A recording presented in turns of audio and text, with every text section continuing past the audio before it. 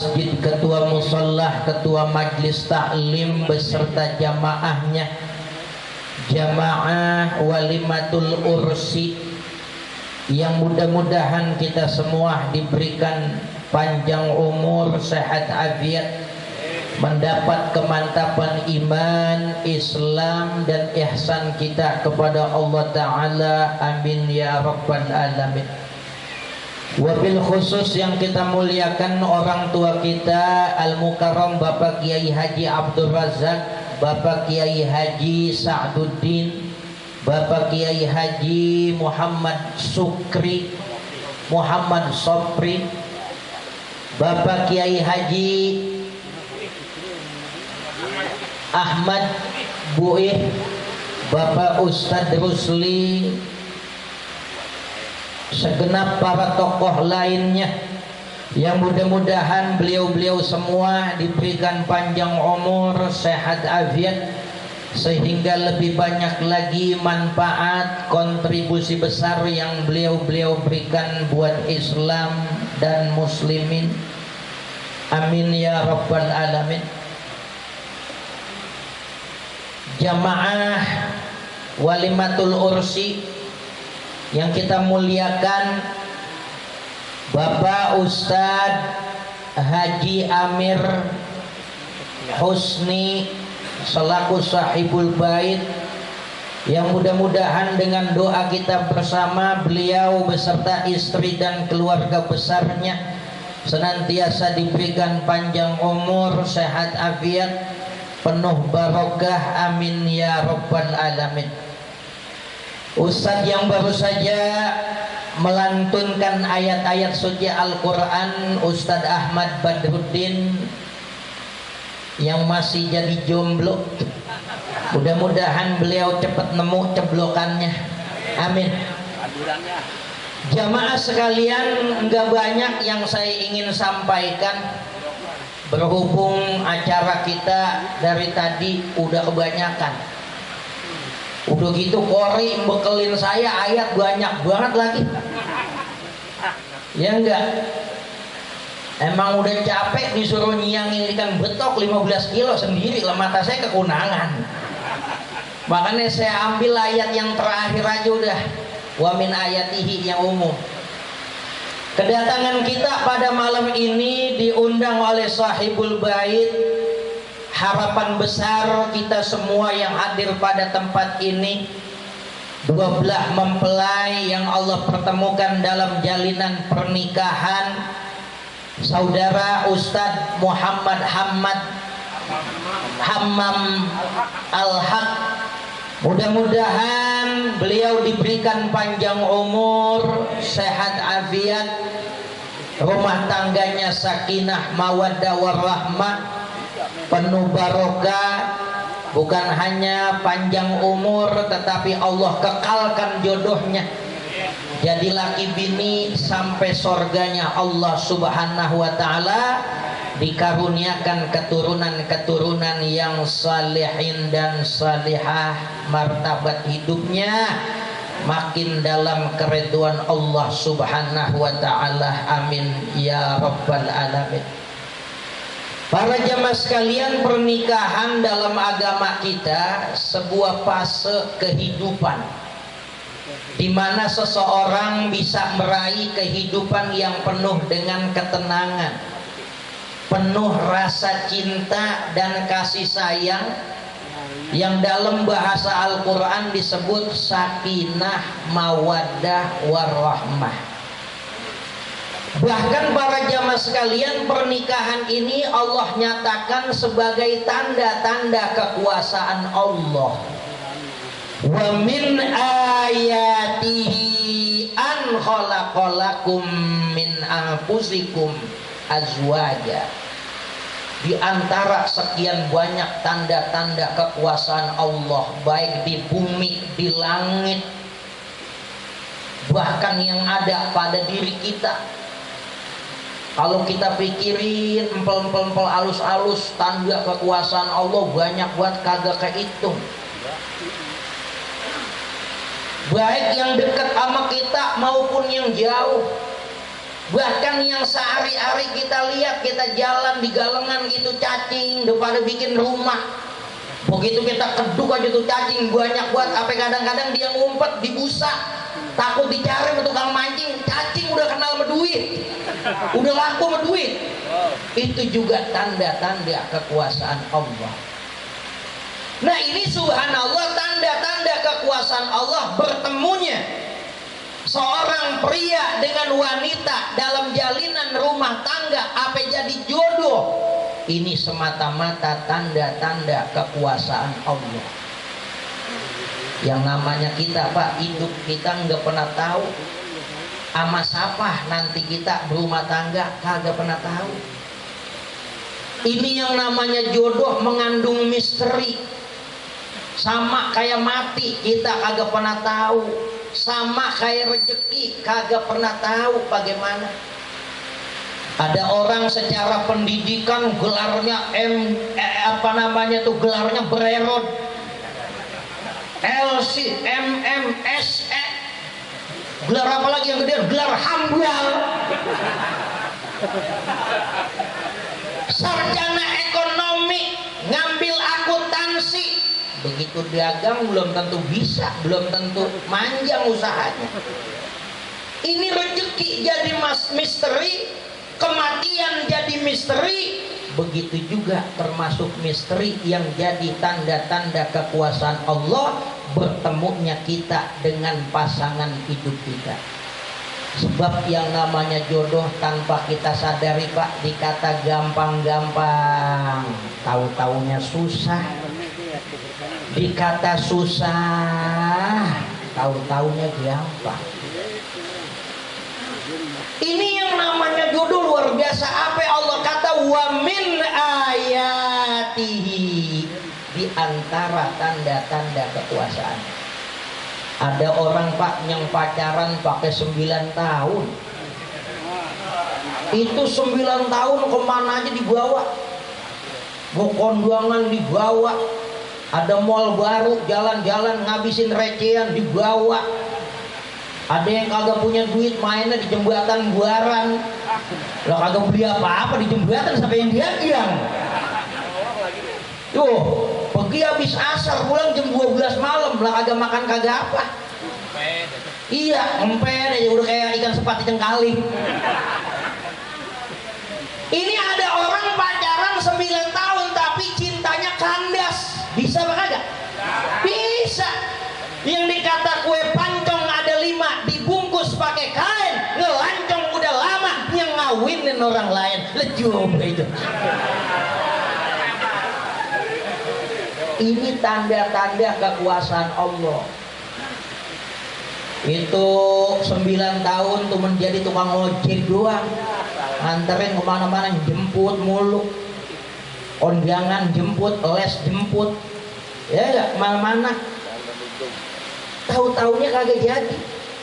Yang dikata sama orang Betawi, ikan gurame di dalam korang batang padi, copot batangnya, udah rame diomongin orang. Kalau kagak jadi apa katanya?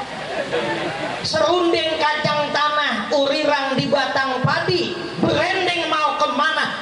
Girang-girang kagak jadi. Bisa begitu? Bisa.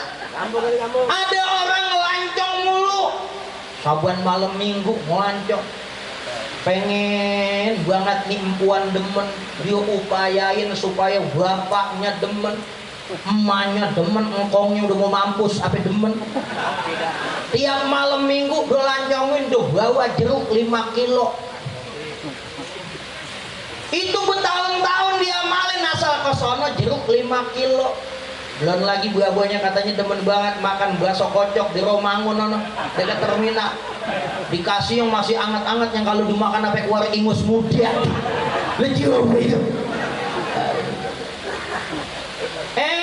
Emang bukan jodoh Pak, kagak jadi. Ya Allah. Ini subhanallah, yang namanya jodoh bisa dikata gampang-gampang susah. Ada anak muda nyari perempuan susah banget. Apa jalan ke Karang Tengah, jualan lagi pergi Cikarang, yang janda yang perawan di Sabah kagak yang demen. Kawinnya sama tetanggianya. Laksana orang beli pisang mau murah pakai ke Ciawi, tahu-taunya di sono kagak jadi, mahal-mahal juga, akhirnya belinya di pasar Kendir. Bisa kan begitu? Nah, jemaah sekalian, ini yang namanya jodoh bener-bener misteri, ayat-ayat, tanda-tanda kekuasaan Allah.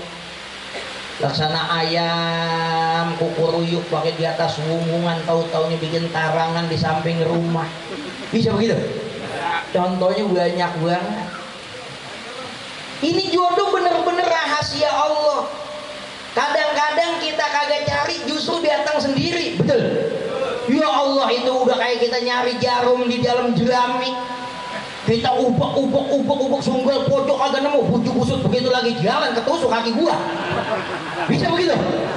Ini wa min ayatihi an khalaqalakum min anfusikum azwaja.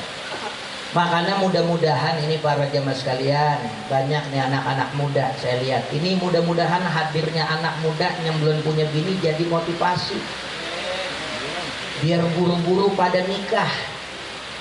Pahala banyak kita dapat. Bahkan Al-Imam Al-Juwaini dalam kitab Nihayatul Matlab mengatakan an-nikahu min asbabi zawalil junun. Orang itu kalau nikah bisa jadi obat ngilangin penyakit gila.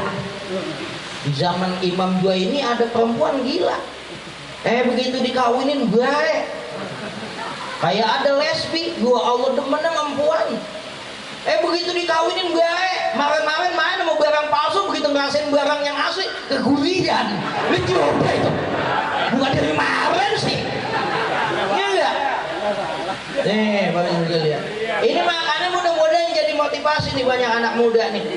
Mau kawin takut, jangan takut, bismillah, yang penting punya usaha. Ya enggak? Saya lihat banyak-banyak ini, banyak rombongan jomblo ini. Yang kata orang Betawi, kembang tablo batang kelateng, naruh paku di atas galengan. Banyak jomblo ngaku ganteng, belum laku-laku kebingungan. Pohon kundur dari marunda, baru berkembang udah dipetikin. Bagaimana tidur bisa indah kalau malam-malam kagak ada yang dicemplakin. Ya, makanya salah satu tujuan nikah itu sakinah. Dikata sakinah kita tenang. Masya Allah, kita dari mana-mana ngelihat perempuan. Apalagi zaman sekarang Pak, perempuan di jalanan itu dandanannya pada ngablak. Orang kontrakan kita baru keluar pintu mau jalan kerja, busuk-busuk dia lagi jemur pakaian, pakai celana legging, dia nongging busuk-busuk. Apaan itu yang meletak? Buset deh, apa bewok? Lucu apa itu? Ya enggak. Kita kalau udah punya bini tenang. Ya Allah, lelaki kalau belum punya bini Pak, malam-malam tidur gelisah. Madep mulon salah, madep ngetan salah, ngidul salah, ngalor salah, blonjur salah, miring salah, tengkurap lagi, selenak-selenut di bawah gesper. Ya enggak? Hoseng aja udah kayak lele kekeringan. Coba itu batal guli apa pada kempes. Nih, Al-Quran kagak ada salah-salahnya. Tujuan utama daripada nikah disebut sama Al-Quran mendatangkan sakinah. Hati kita jadi kemana-mana enak. Begitu kita pulang kerja capek, itu jadi obat ngeliat bini. Begitu capek kita ngeliat bini kita, Masya Allah, bini emang habis terima duit gajian dari lakinya. La ilaha illallah, asal di rumah kekemben aja kayak bininya tukang kapuk. Lucu apa itu? Iya enggak? Lah kalau nganten baru kan begitu Bu Haji. Iya enggak? Kalau nganten baru itu jadwal begituannya kagak pakai seminggu, pakai sehari 2 kali atau seminggu berapa kali. Lah pokoknya asal mendusin hajar bleh. Gitu udah. Jadi subhanallah, ini nikah kata Al-Quran wa ja'ala bainakum mawaddah. Allah ciptakan dalam hidup kalian wajah apa litaskunu ilaiha, mendapat ketenangan. Adem begitu kita pulang capek di rumah bini kita, ya Allah itu bini kita pulang mulit udah pules, begitu kita colek tuh bini langsung nungging busuk-busuk udah kayak kucing. Iya, sakinah bener-bener Allah hadirkan dalam yang namanya rumah tangga. Wa ja'ala bainakum mawaddah, tercipta rasa cinta, saling perhatian. Biasanya lakinya jam 10 udah pulang, ini jam 10 lewat belum pulang, penceramanya ada 2, ya enggak?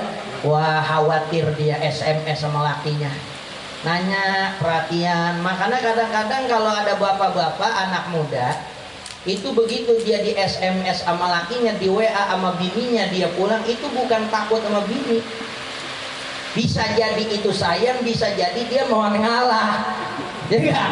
Tuh, kita sangka baik aja begitu. Ini mawaddah warahmah, dan adanya kasih sayang dalam rumah tangga. Tentunya para jamaah sekalian, sakinah mawaddah warahmah dalam rumah tangga bukan hal yang cuma-cuma dalam kehidupan berumah tangga. Siapa rumah tangga yang bisa Allah hadirkan sakinah mawaddah warahmah dalam rumah tangga mereka? Adalah orang-orang yang ngikutin perintah Allah dan Rasulnya. Sehingga Nabi kita Muhammad SAW memberikan kriteria kepada 2 bibit unggul, kepada 2 pasangan laki bini yang melangkahkan kehidupan mereka dalam berumah tangga. Yang bisa dapat sakinah mawaddah warahmah adalah yang ngikutin perintah Allah dan Rasulnya. Sehingga Nabi kita Muhammad SAW memberikan bimbingan kepada kita. Wahai para lelaki, kalau nyari bini jangan sembarangan, jangan asal katanya cakep, jangan asal katanya bodinya montok. Ini kalau ngikutin nafsu kejerumus. Kita disuruh ngikutin panduan kriteria Nabi yang bakal disebut sama Nabi. Jangan asal cakep, jangan asal hidungnya mancung. Anak muda kan kadang-kadang punya selera tersendiri, Pak. Wah, gue pengen nih punya bini yang kalau dia punya alisnya nyambung. Lah, hati-hati lah kalau alisnya nyambung. Itu bini bulunya banyak, kadang-kadang tetenya ada bulunya, busuk-busuk, kita nyusuin anak bangkis bulu. Lucu apa itu? Ini enggak, lentar dulu kriteria yang begitu jadi pakai. Katanya dia pengen punya bini yang kalau dia diri seperti huruf P, pepes Pak, boleh-boleh aja punya kriteria begitu, tapi itu kagak termasuk yang disebut sama Nabi. Kalau katanya asal cakep banyak, tapi Nabi ngasih kriteria pada kita. Yang kata Nabi, tunkahul mar'atu li arba'in, dinikahi seorang perempuan itu karena 4 faktor. Yang pertama kata Nabi, lima liha, karena faktor hartanya. Nabi bukan ngajarin kita matre, Pak. Secara umum bisa kita pikirin secara logika. Begitu dia berumah tangga, alhamdulillah dia kawin dipungut mantu sama orang Betawi yang kontrakannya banyak. Begitu berumah tangga belum apa-apa, orang Betawi Pak di mana aja sayang sama mantunya, betul? Itu baru punya mantu, ya Allah belum seminggu itu mantu kontrakannya 3 pintu udah dibobol buat rumah mantunya. Itu yang namanya ruang tamu macam-macam bangku pada dibeliin. Anaknya hamil, lahiran tuh anak dari 7 bulan apa ngeka. Tuh orang Betawi buah-buahnya beliin kambing. Begitu ngeka, ya enggak? Itu dibeliin motor. Lah itu mantu. So, makanya ini nikmat besar, ya. Siapa sih bininya namanya? Ini mantu Rahmawati, orang mana Bobi? Orang Betawi juga. Wah, kiu-kiu berarti. Iya. Tuh. Lagi kita kata lah. Kalau saya sih kagak tahu. Ini kelompokan ini orang boleh ngukur. Para jemaah sekalian, ya enggak? Nih Nabi bilang masuk akal. Tapi para jemaah sekalian, Nabi ingetin kita. Jangan semata-mata nikahin perempuan karena hartanya. Kenapa? Harta bisa habis, harta bisa hilang. Banyak banget orang kaya dalam hitungan paginya masih kaya, malamnya udah jadi orang susah. Banyak yang begitu. Boleh dicari hartanya, tapi jangan semata-mata tujuan utama itu harta. Harta bisa hilang. Yang kedua kata Nabi, supaya sakinah mawaddah warahmah, carilah perempuan itu lijamaliha, karena cantiknya. Lagi-lagi masuk akal Pak. Kita kalau punya bini cakep, kayaknya betah, buat dari mana-mana kepikiran, pengen cepat pulang, betul? Kalau bini cakep di rumah kita lihat dandan sama kagak dandan cakep. Biar kata beli baju di pasar Sultan dipakai udah cakep aja. Iya enggak? Kalau bini kita cakep, kita betah di rumah. Ya kalau kata bodong, indehoi, indehoi, indehoi. Iya enggak? Tuh. Cari yang cakep. Kenapa? Karena bikin ente tenang. Tapi para jemaah sekalian, Rasulullah Muhammad SAW mengingatkan kita, jangan semata-mata karena cantiknya. Kalau cakep boleh, cuman jangan jadi tujuan utama. Boleh kita punya bini cakep, kita cari cewek-cewek yang cakep, ya enggak? Tapi jangan semata-mata itu. Kenapa? Cantik itu bisa hilang. Emang sih ada pantun Pak, yang dikata apa itu? Pohon buni batangnya sempal, ambil alu bakal tunjangan, nyari bini biar setimpal, biar kagak malu diajak kondangan. Lah emang sadar nyari kondangan? Boleh nyari bini yang cakep, ya, tapi jangan semata-mata karena cantiknya. Kenapa? Cantik pun bisa hilang. Buktinya kita itu bini kita lihat Pak, belum punya anak, badannya langsing, sering bulan-bulan. Begitu anak ketiga badannya obor, udah kayak kulkas 3 pintu. Ya enggak? Tadinya belum punya anak, tangannya kalau kita pegang empuk. Begitu punya anak juga kita pegang, kita tekan kagak balik-balik, udah kayak penyakit biri-biri. Lucu apa itu? Iya enggak? Tuh, boleh yang cantik, tapi jangan semata-mata karena cantiknya, karena cantik itu bisa hilang. Yang ketiga kata Nabi, nikahilah perempuan itu karena nasabnya. Nasab penting. Fa innal irqadasas, karena sesungguhnya keturunan itu genetika akan nembas keturunan-keturunannya. Alhamdulillah ya, ini keluarga besan dapat mantu, dapat besan Bapak Haji Amir Husni, seorang ustadz, anaknya orang-orang soleh. Nah, ini keturunan-keturunan yang baik. Tapi Nabi juga mengatakan jangan semata-mata nikah karena keturunannya, keturunan bisa rusak. Ya, mentang-mentang ini bini kita kawinin turunan darah biru, lah dikasih sayur pucung mas sayur bekasem kagak mau, takut darahnya hitam. Ya enggak? Ini 3 tuh Nabi sebut. 3 itu disebut duluan, tapi Nabi nyebutin yang terakhir. Lidiniha, carilah karena faktor agamanya. Ini ditaruh di akhir, intinya ini nih. Sebab yang pertama, yang kedua, yang ketiga bisa hilang. Orang berumah tangga bisa sakinah, mawaddah warahmah, interaksi yang baik, rumah tangga dalam hubungan yang harmonis, manakala faktor keempat yang paling menonjol.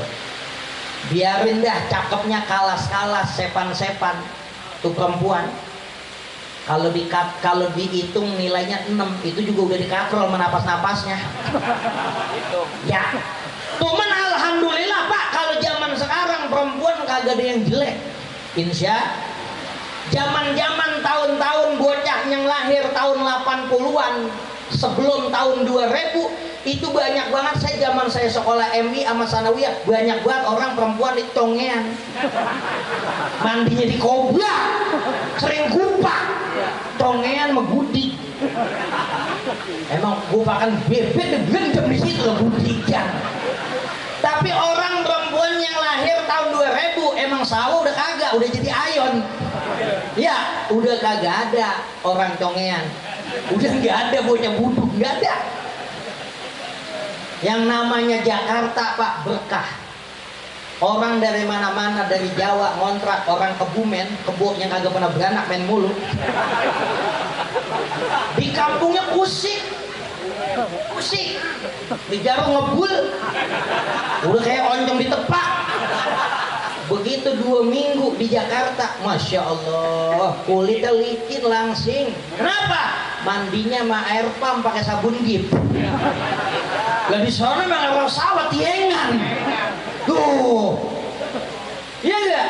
Zaman sekarang perempuan nggak ada yang jelek, insya Allah. Pada rajin bian-bian dan nonton film India dan nonton sinetron. Makanya bocah sanawiyah kita liatin bian-bian mulu. Asal udah lagi jalan sekolah sabar ada kaca, ada bentik, ada KWK aja butuh-butuh takut keserempet KWK neng. Jadi KWK ngaca juga. Nih bapak jangan sekalian, walaupun cakepnya kalas-kalas, bapaknya turunan orang biasa, tukang jala ikan sama ngojek, ya ya. Iya, kontrakan kagak ada, alhamdulillah rajin ke masjid, rajin ke musola, turunan biasa, anak RT, ya, alhamdulillah. Yang penting faktor agamanya. Orang kalau agamanya bagus, walaupun yang lain minus, ini dia nih yang sejati. Makanya Nabi sebut belakangan, pada hakikatnya ininya yang jadi inti. Laksana kita masak sayur asem nih, yang jadi asem agama. Biar kata ada karuk-karuk ninju, ada kacang panjang, ada segala macam cecek. Kalau kagak ada asem, jadinya sayur adem. Bener. Begitu juga berumah tangga. Disebut agama terakhir ini dia Pak. Fazbar bidati din taribat yada. Siapa yang milih agama, dia akan dapat keberuntungan. Nih eksistensi rumah tangga. Ini dari ngamalin agama.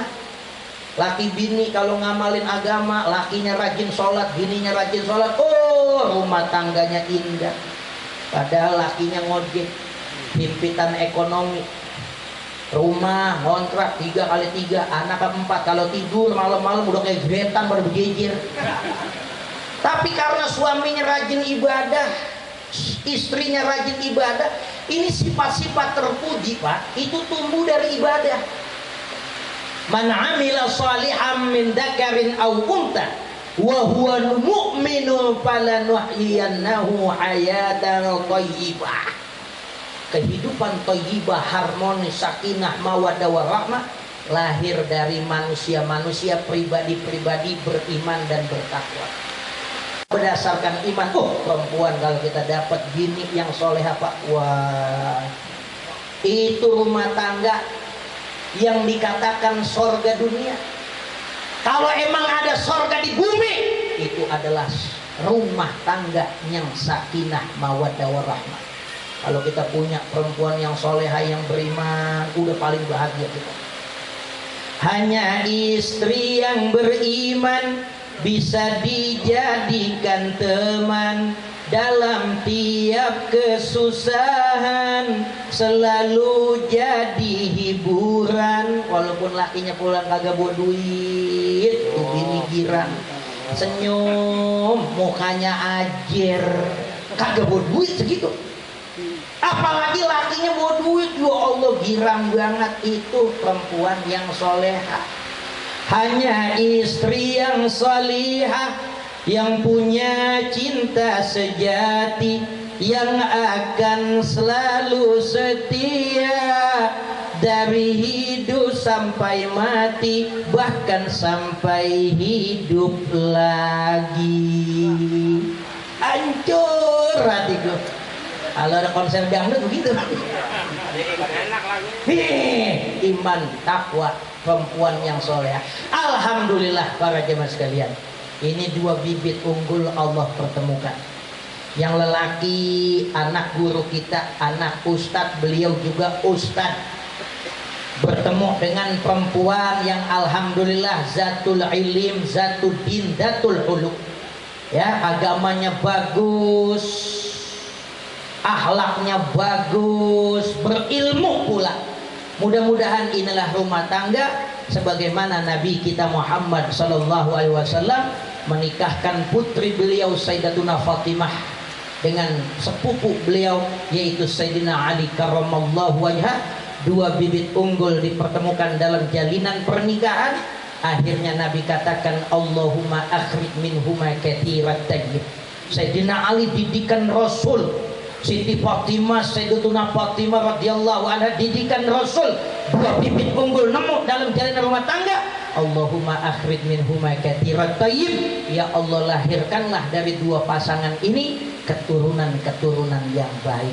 Mudah-mudahan banyak manfaatnya sebagai motivasi buat kita ya, anak-anak muda yang belum pada nikah dan juga yang udah pada nikah. Mudah-mudahan kita semua dalam keridhaan Allah Subhanahu wa taala. Wabil khusus kepada dua mempelai saudara Muhammad Hammamul Haq ya dan istrinya, dan Allah anugerahkan rumah tangga yang sakinah mawaddah warahmah dengan bekal ilmu, dengan bekal akhlak yang baik, dengan banyak beribadah kepada Allah, rasa syukur dalam menjalani rumah tangga. Mudah-mudahan meminimalisir letak-letik problematika rumah tangga yang mereka hadapi, dan tentunya dengan doa orang tua beliau, doa para kiai, para ulama, dan doa para jamaah meniscayakan semuanya itu menuju keberkahan dan keridhaan Allah dalam rumah tangga keduanya. Al-Fatihah.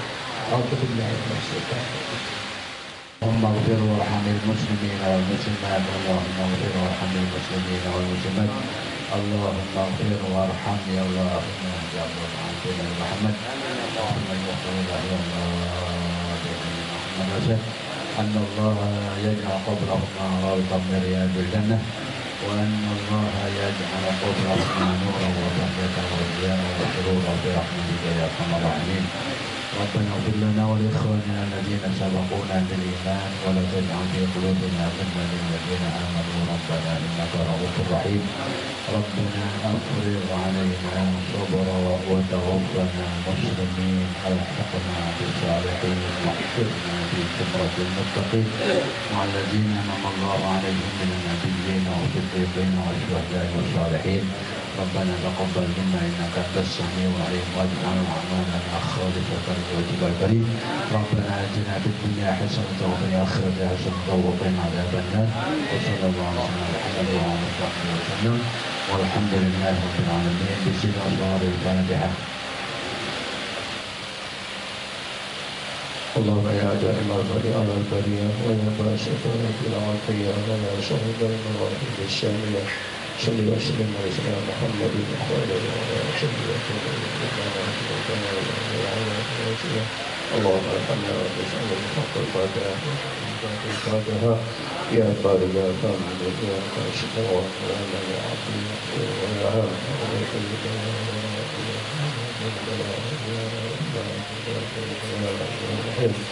يا الله يا حفيظ والسلام وآخره.